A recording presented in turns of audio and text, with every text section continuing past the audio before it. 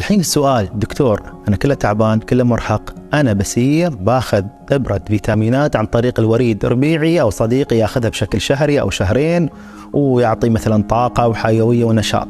في الواقع هذا كله تجارة وكله مقصة على لهجتنا. ليش؟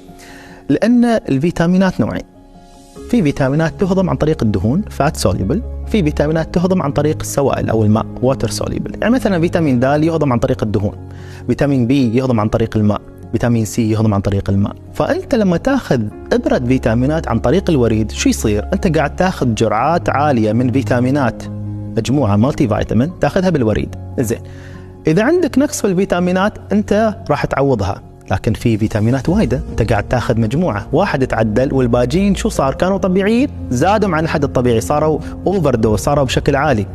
شو راح يصير؟ الفات سوليبل، الفيتامينات اللي تهضم عن طريق الدهون، وين راح تروح؟ راح تتجمع في الدهون عندك اللي في الجسم، فراح شو تسوي لك؟ تسوي لك تسمم، تسوي لك هايبر فيتامينوسز، فتسوي لك حصى وفشل كلوي، وفي ناس دخلت في فشل كلوي بسبب فيتامينات زيادة.